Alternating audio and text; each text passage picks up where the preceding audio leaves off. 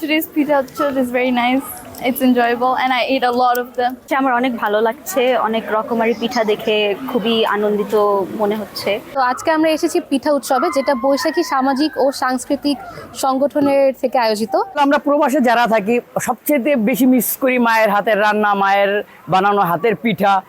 আর বিদেশে থেকে দেশি পিঠার অন্যরকম একটা আনন্দ, অন্যরকম একটা স্বাদ। আসলে এরকম অনুষ্ঠান, মেলা, পিঠা মেলা এরকম প্রতি বছরই আমরা চাই। জেদ্দা বাঙালি কমিউনিটি কর্তৃক আয়োজিত এই পিঠা উৎসবে আমরা যারা এখানে আছি ফ্যামিলি সহ আমরা আসছি, সারাদিন আনন্দ করলাম, পিঠা খাইলাম, খাওয়া দাওয়া করলাম, খুব ভালো লাগলো। এখানে আসার পর বোঝাই যায় না যে আমরা আসলে বাংলাদেশে আছি না প্রবাসে আছি। ঐতিহ্যবাহী এই পিঠা উৎসব আমি দীর্ঘায়ু কামনা করি এবং চমৎকার এই আয়োজনের জন্য আমরা গর্বিত।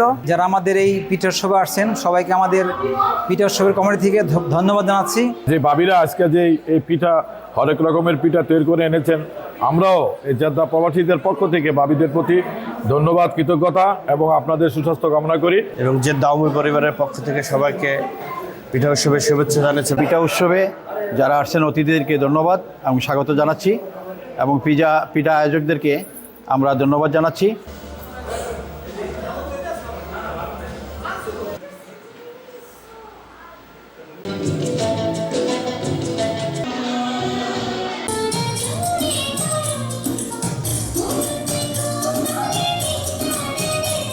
যে আজকের পায়েস এবং ভিজানো পিঠা, যেটাকে বলে চিতল পিঠা,